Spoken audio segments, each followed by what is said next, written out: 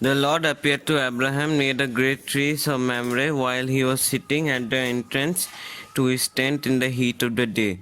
Abraham looked up and saw three men standing by. When he saw them, he hurried from the entrance of his tent to meet them and bowed low to the ground. He said, "If I have found favor in your eyes, my Lord, do not pass your servant by. Let a little water be brought, and then you may all wash your feet and rest under this tree. Let me get you something to eat, so that you can be refreshed and then go on your way. Now that you have come to your servant." "Very well," they answered. "Do as you say." So Abraham hurried to the tent to Sarah. "Quick," he said, "get 3 seahs of the finest flour and knead it and bake some bread." Then he ran to the herd and selected a choice, tender calf and gave it to the servant, who hurried off to prepare it.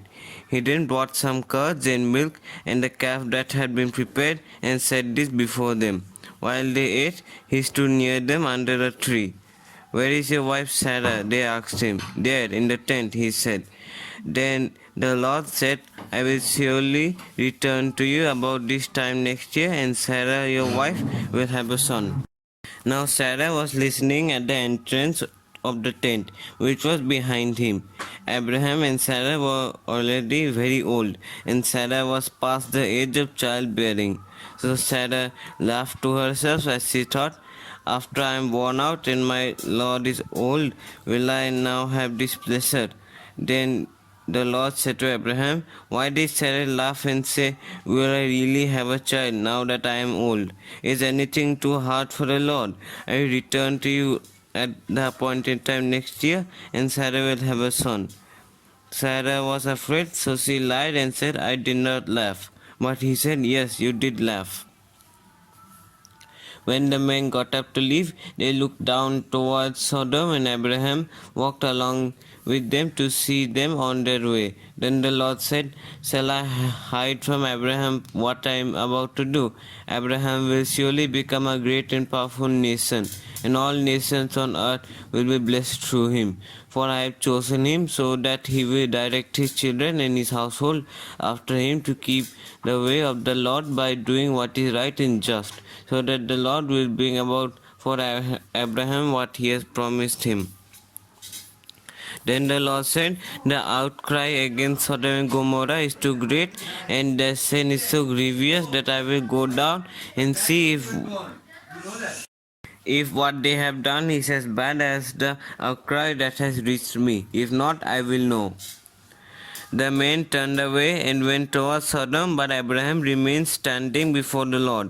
Then Abraham approached him and said, "Will you sweep away the righteous with the wicked?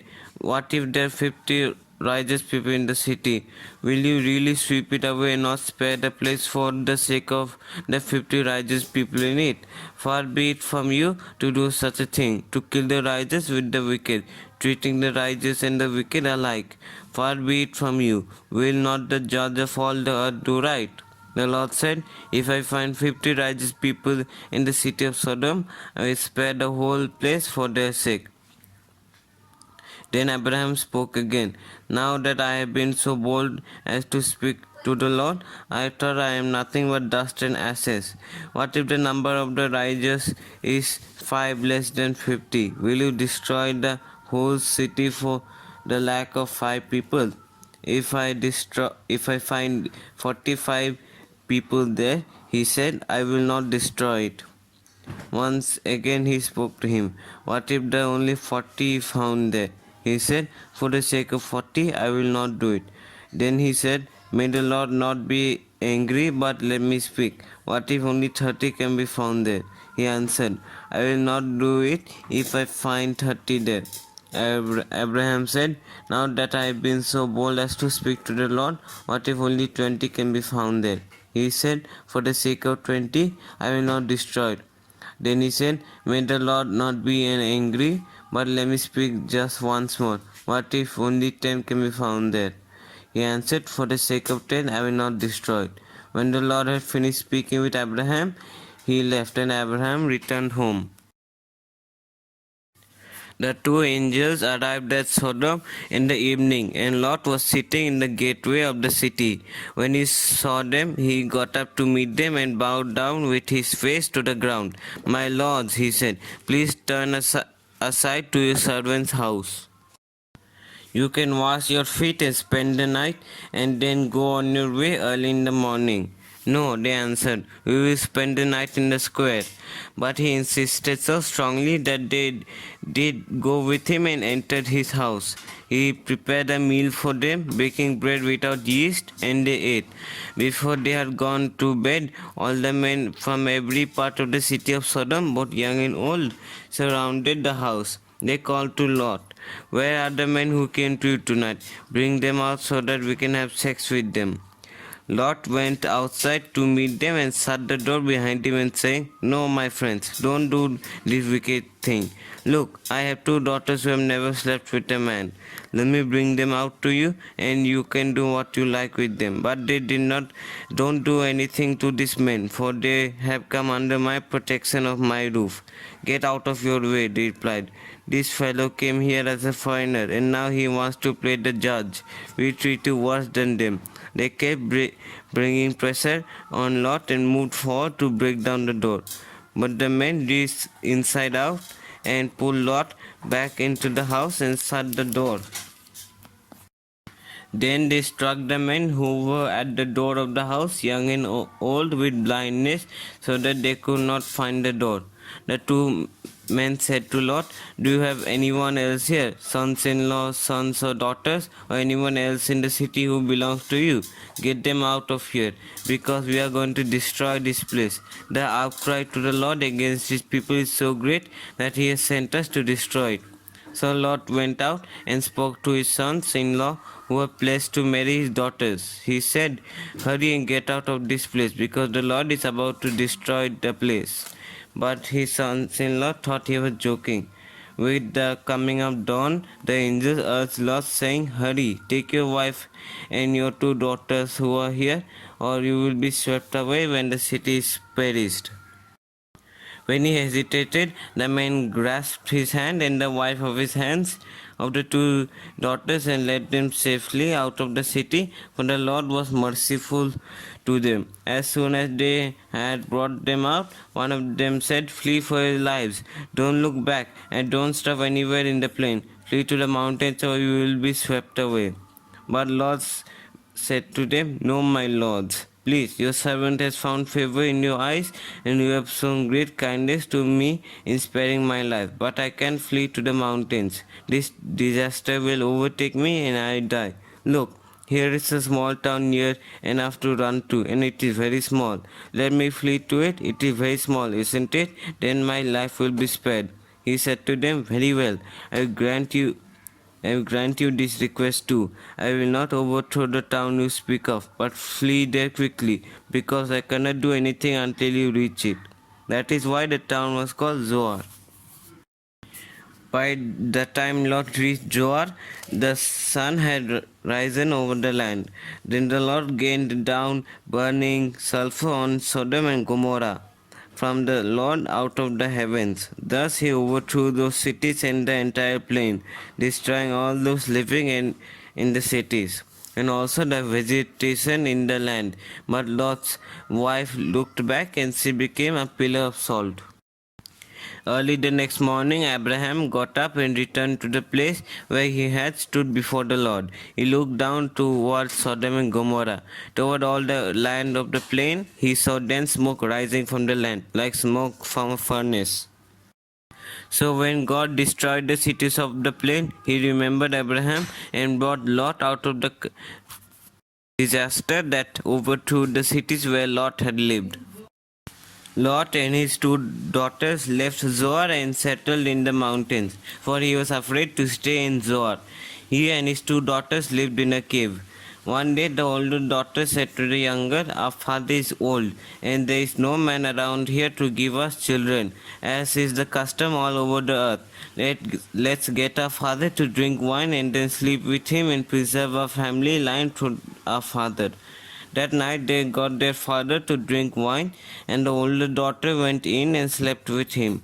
He was not aware of it when she lay down or when she got up.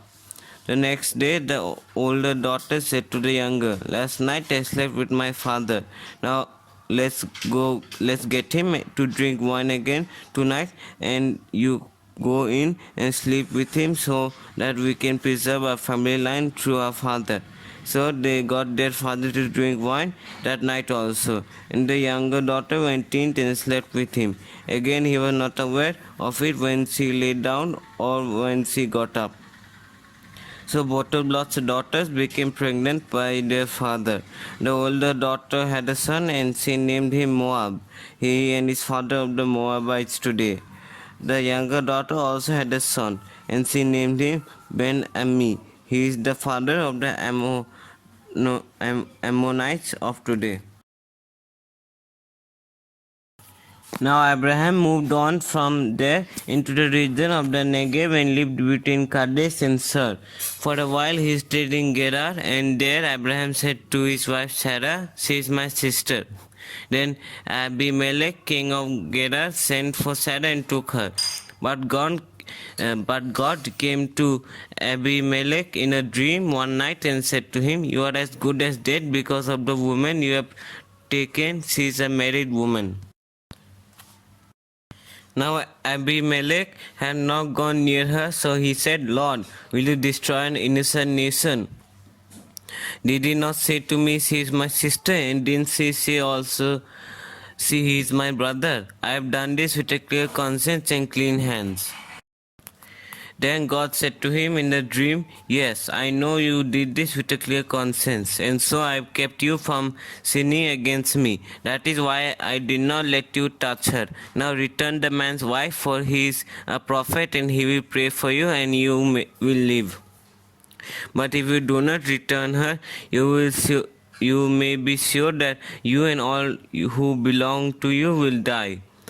Early the next morning, Abimelech summoned all his officers, and when he told them all that had happened, they were very much afraid. Then Abimelech called Abraham in and said, "What have you done to us? How have I wronged you that you have brought such great guilt upon me and my kingdom? You have done things to me that should never be done." And Abimelech asked Abraham, "What was your reason for doing this?" Abraham replied, "I said to myself, there is surely no fear of God in this place, and they will kill me because of my wife, because she is really my sister, the daughter of my father, though not of my mother, and she became my wife.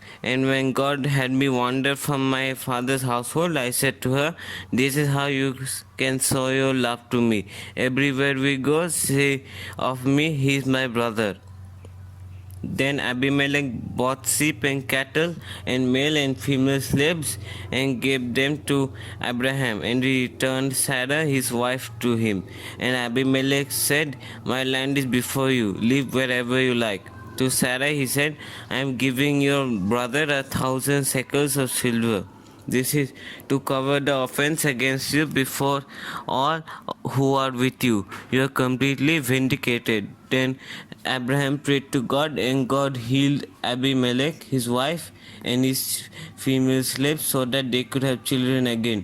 For the Lord had kept all the women in Abimelech's household from conceiving because of Abraham's wife Sarah.